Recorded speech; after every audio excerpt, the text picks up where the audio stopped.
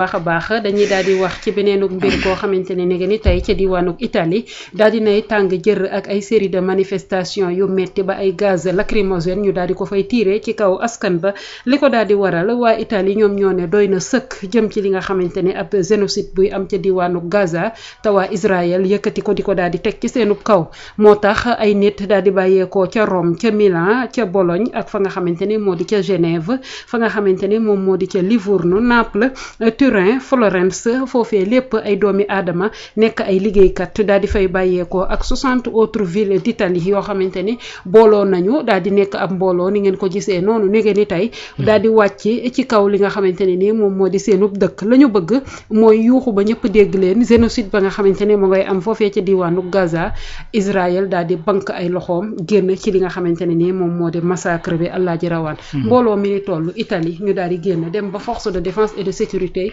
obligé di dóor ay gaz lacrymogène ndaxte ful bi ni mu daal di toll ñuy wane seenub soutien ak seenub njàppandal ci réew mi nga xamante ni moom moo daal di nekk Palestine. Effectivement bon c'est vrai que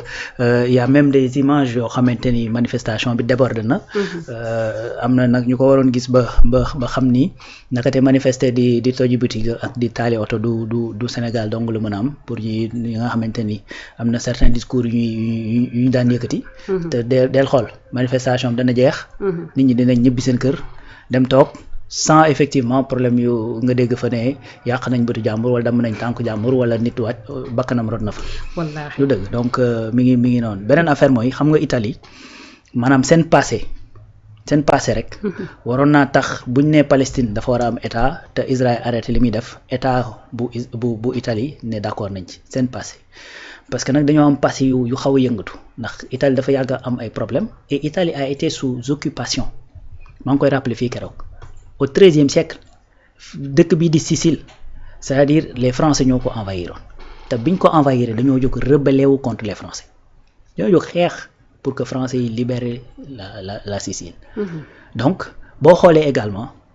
maanaam tey Israël gii nga xamante ni Italie moom lay kii maanaam Italie bokkoon na ci ñi nga xamante ni sax maanaam ñoo gënoon bokk ci ñi indil problème ci juifs yi nga xamante ni ñoo nekkoon Europe ñoom ak Allemagne parce que l'Italie était fasciste du temps de Benito Mussolini nekk un soutien farouche de ñi nga xamante ni ñoom ñooy nu ma koy tuddati Allemagne Mussolini ku ne xam na ni après niñ ko def dee bu metti bi nga xamante ni dee na ko et tout ça tu vois donc dañoo xeex ak état boobu ak Mussolini pour mën a reprendre li nga xamante ni mooy Italie def ko réew moo xamante ni mën nañ ne à peu près démocratie la du moins tu vois et puis mu am benn ouverture donc pour man ku am peuple boo xamante ni ci sa histoire noot nañ la ba nga xeex pour am sa indépendance ci sa histoire am nga même à l'intérieur état boo xamante ni noot na la ba nga xeex ak moom ngir mën a yegg fenn fi pour man boo gisee li xew Gaza te dawul sa yaram c'est-à-dire c'est l'humanité tout simplement moom moo dañ ci yow li peuple italien bi nag di loolu moo tax encore une fois des fois dafay am très souvent déphasage entre peuple ak état n'est-ce pas li nga xamante ne moom la italien yi génn di kaas xam nga lan la mooy tout simplement dañu war a voter pour reconnaître état wu Palestine li nga xamante ne mooy les dirigeants italiens voter contre tout simplement voilà loolu lañ génn di ko naqarlu parce que ce qui se passe actuellement à Gaza c'est inhumain c'est-à-dire la xewoon Auschwitz gënu ko garaaw lañ def juif yi en nu ma koy tudd ci Allemagne ak ca Pologne gënu koo garaaw li xewoon Rwanda gënu koo garaaw li nga xamante ne souvent mooy xew fii ci ay Soudan ak ay ñoomin seen li xewoon Afghanistan xew Irak ak ñoomin seen gënul garaaw li nga xamante ne moom moo xew Gaza au contraire est-ce que sax li xew Gaza gënu koo pire parce que jàpp ab dëkk fermer ko de telle sorte que nit ñi mun ñoo génn daw bâtiment bu jóg taxaw nga dóor fa bombe mu wàcc xamoo ndax nit ñaa ngi dëkk ci biir ou pas des fois da ngay gis keroog dama gis benn vidéo boo xamante ni dañoo envoyé annonce dañu nekk ci bâtiment bi nañ génn parce que dañuy daal seen kaw ñuy daw di génn di sànni seen bagage yi ci fenêtre yi et cetera di dajale di génn quelques heures après ñu dóor fa bombe bâtiment bi wàcc mu leer na ku mu fa fekk dalay fàtt loolu moo nekk di xew actuellement à Gaza xam nga yow nga di ci teg sa ba tous les jours même France mi nga xamante ni quelque part sax kenn comprendre lan mooy seen position ak ñoom ak ki nga xamante ni mooy Emmanuel Macron ba ñuy voter résolution boobu pour reconnaître état Palestine daf ko voter n'est-ce pas même Allemagne mi nga xamante ne da doon fournir des armes à Israël finalement dafa ne dootu am na armes yu bari yoo xamante ne dootu ko fournir Israël ba pare voter pour la reconnaissance de l'état de Palestine c'est-à-dire li xew Gaza képp ku ci teg sa bët ba pare nanguwoo sanctionné wala nga nangu dal ci kaw Israël wala nga nangu solution à deux états bi c'est-à-dire tu es tout simplement complice de ce qui est en train de se passer foofu amul beneen loolu amul trois chemins c'est-à-dire soit tu es pour la paix et que waa Gaza dañoo am droit dund comme ni israéliens yi amee droit dund soit effectivement tu es génocidaire parce que tu es tout simplement à côté de ce Netanyahou qui est tout simplement génocidaire également parce que loolu mooy dëgg dañuy voter ne dañuy def résolution tout ça pour xam nga lan cesser le feu immédiat ak ibbi couloir humanitaire yi nit ñi mën a dugal lekk nit ñi mën a lekk mën a naan mën a faju États-Unis na du ci dal Israël kii nu ma koy tuddati Italie seeni dirigeant ne loolu également il y a pas de problème de toute façon Palestine warta am état donc Palestine warta am état mooy kon Israël war na mën a continuer di def lii muy def récupérer Gaza le ministre des finances israélien instant bi li mu nekk di wax ci benn vidéo mooy di calculer ñoom ñaata xaalis lañ def ci biir guerre bi ak naka lañ ko war a récupérer buñ nangoo Gaza diggante ñoom ak américains yi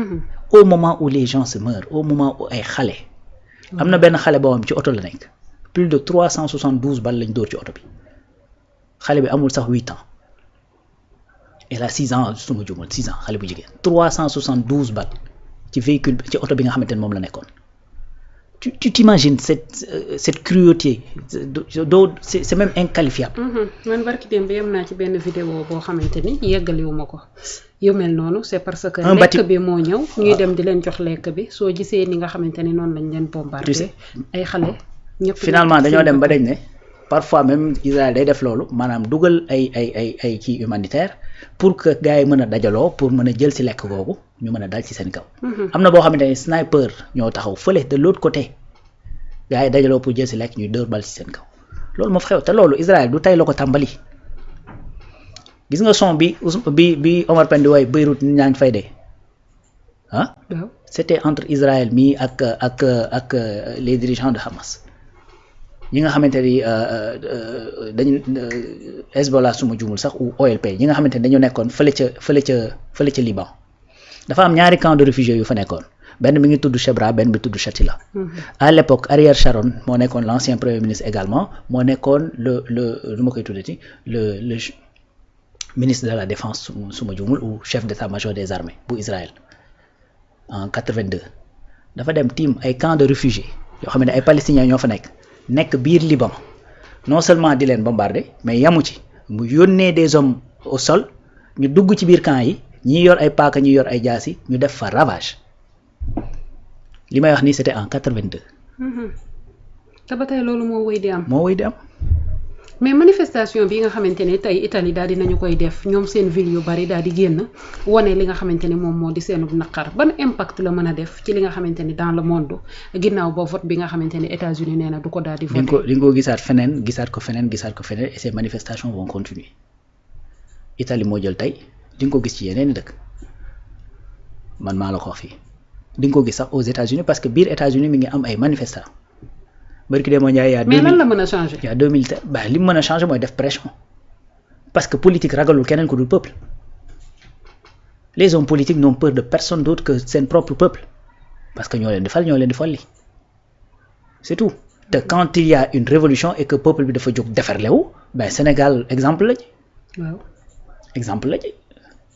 waaye tolloon na foo xamante ni jàpp na ne ku wax mën na laa jàpp tëj. ba mu tëjee tëj ba ay prison fees. mais terewul loolu arrêté wul yëf yi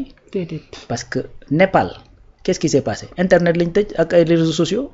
gouvernement ba yëpp a daanu taal assemblée ba taal kër premier ministre ba dàq ministre yi dem xam nga mu ngi noonu. faat fa ñu bari.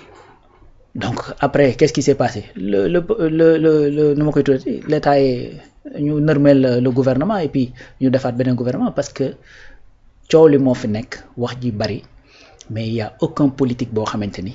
da ngay ñeme def face ak ce peuple bu fekkee dañoo génn defarle.